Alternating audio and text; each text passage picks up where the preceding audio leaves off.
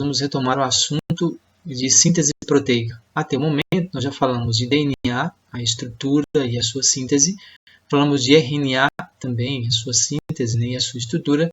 E nessa aula de hoje, nós vamos falar sobre a síntese proteica, a tradução gênica. Me lembro de ter mostrado para vocês essa figura aqui, ó, mostrando o dogma central da biologia, né? Nessa figura aqui, nós podemos verificar o quê? Que a informação genética ela fica estocada na molécula de DNA. Essa informação ela é transcrita, copiada para a molécula de RNA, que por sua vez deve ser traduzida para um polipeptídeo. O primeiro mecanismo chama a duplicação do DNA, o segundo é transcrição gênica e o terceiro, em produção de um polipeptídeo, chama a tradução gênica, né? E a tradução gênica é o nosso assunto dessa aula de hoje, ok? Bem, você sabe que para produzir DNA, a célula precisa de uma série de elementos. Para produzir RNA também. Não seria diferente para a molécula de proteína, né? As moléculas de proteína também, para ser produzida, ela necessita de elementos. E que elementos uma célula necessita para produzir as proteínas das quais ela necessita? Bem, primeiro ela precisa da informação genética para isso, né? A informação genética foi copiada da molécula de RNA e a molécula resultante disso é o RNA, chamado RNA mensageiro, porque ele tem a informação para isso. A informação aí está na forma de código, que nós chamamos de código genético. Antes de falar exatamente do mecanismo, é importante entender um pouco desse código genético aí. Bem, o código genético ele é constituído de 64 trincas, ou seja, a cada 3 nucleotídeos da molécula de RNA forma-se então um códon. É como se denomina essa sequência de 3 nucleotídeos, representado pelas bases nitrogenadas. Então, a cada 3 bases você tem um códon. E o conjunto desses códons forma então o código, que são 64. Bem, existe uma matemática por trás disso aí para você entender. Então, se eu organizo 4 bases nitrogenadas, não é? 3 a 3, eu formo exatamente um código com 64 códons, que é o que está mostrado aí na figura.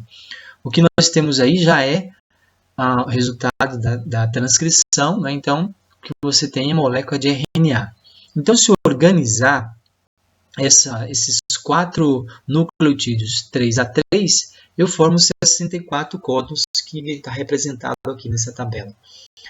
Observe, então, que nós temos o código genético constituído de 64. Ele tem algumas propriedades que são importantes para você entender.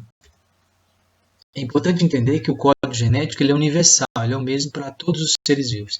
Tem algumas exceções e alguns cientistas indicam que ele é quase universal em razão disso. Tem códons em genes de mitocôndrias e de alguns fungos que eles não são exatamente os mesmos nos demais seres vivos. Daí quase universal.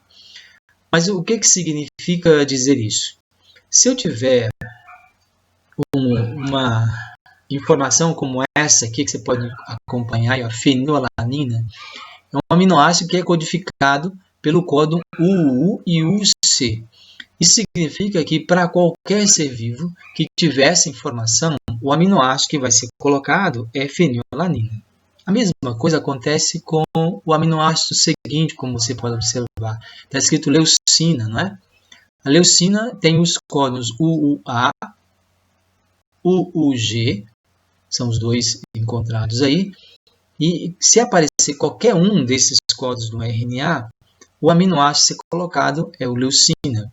Observe que além desses dois primeiros que nós citamos, ainda tem mais outros 4, né? CUU, CUC, CUA, CUG.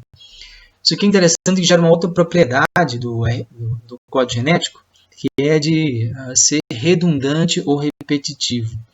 Significa que um mesmo aminoácido pode apresentar vários códons. Observe, um aminoácido, vários códons. Isso quer dizer que existem vários códons que são sinônimos, que têm o mesmo significado para o mesmo aminoácido. Ou seja, qualquer um desses códons que surgir aí, seu U, seu C, seu A, seu G, U, A ou G, o aminoácido que vai ser colocado aí é o aminoácido leucina. Então, duas propriedades importantes. Universal quer dizer que é o mesmo para a maioria dos seres vivos. Ele é redundante ou repetitivo porque o aminoácido pode ser codificado por mais de um códon. Bem, mas esse código genético, ele é importante uma propriedade aí que cada códon corresponde a apenas um aminoácido, tá bom? Isso é um aspecto importante. Tem um aminoácido, vários códons, mas cada códon é sempre um mesmo aminoácido. Essa é uma outra propriedade importante que nós temos aí do código genético, ok? Então, sabendo dessas informações sobre o código genético, ele é universal, que ele é redundante, não é? O repetitivo, e que cada códon corresponde a apenas um único aminoácido, nós podemos entender melhor como é que a síntese proteica ocorre. Então, é no RNA mensageiro que nós vamos encontrar essas informações aí, ok? Bem, nós vamos ver que o código genético, nem todos os códons correspondem a aminoácidos. Nós temos códons que são códons de parada ou códons de interrupção. Aí na tabela aqui do lado, você pode observar na tabela, não precisa aumentar, mas dá para você perceber, que nós temos lá UAA e UAG, bem como UGA, são 3 códons, eles não correspondem a aminoácidos em um RNA mensageiro. O que significa? É que se esses códons e qualquer um deles surgir no RNA, é um códon em que interrompe a síntese proteica, ou seja, é um tipo, não é, de sinal no qual o ribossomo entende como o final do RNA mensageiro. Não vai ter um aminoácido correspondente aí. Aí nós chamamos isso de stop códons ou códons de parada. São 3 códons. Então, dos 64 códons, apenas 61 correspondem a aminoácidos e 3 são códons de parada. Um outro ponto importante é que na extremidade, 5 linhas, né, do RNA mensageiro, nós vamos ter também um códon de início, um códon que vai estabelecer o começo. Bem, como qualquer coisa, né, que tem fim, tem meio, deve ter um começo também. Então, o começo ele é determinado por um códon chamado AUG, que é o códon de início. E esse códon de início corresponde ao aminoácido metionina.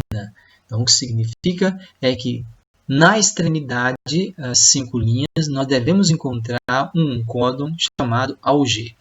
Entenda que o códon AUG pode aparecer em outros locais, mas é sempre o mais próximo à extremidade 5 linhas, né, que corresponde ao códon de início, tá bom?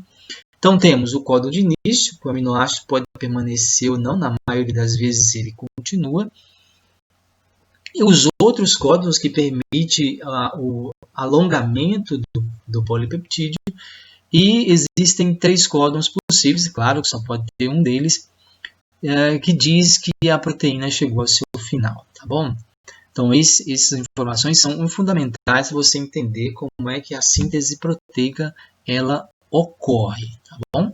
Bem, além do RNA mensageiro que contém essas informações, nós vamos encontrar também o ribossomo. O ribossomo é uma máquina de tradução, né? Ela vai permitir que esse RNA mensageiro seja traduzido.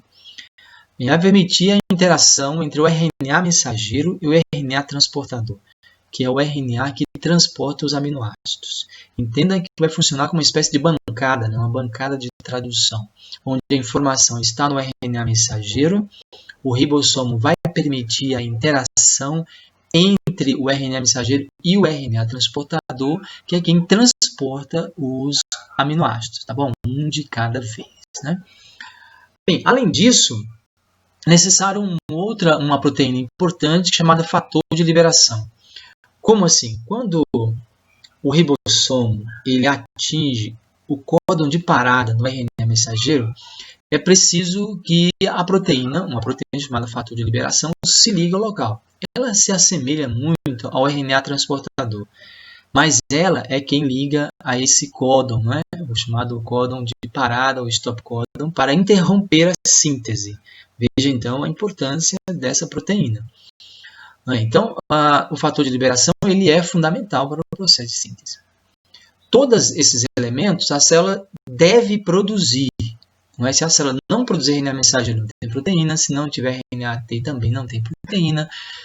Se não tiver ribossomo, também não. Então, nada disso é dispensável, né? Fator de liberação também. Além disso, nós precisamos de aminoácidos, que alguns deles nós somos capazes de produzir e outros nós temos que ingerir, né? Você deve ter aprendido na bioquímica, aminoácidos essenciais e não essenciais. Comemos proteínas para que essas proteínas, quando digeridas, possam fornecer os aminoácidos necessários para que possamos sintetizar as nossas próprias proteínas. Okay?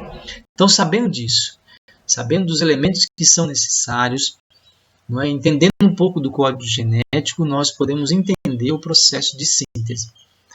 Na próxima aula, nós vamos falar sobre o processo de síntese, o mecanismo de síntese, não é? As etapas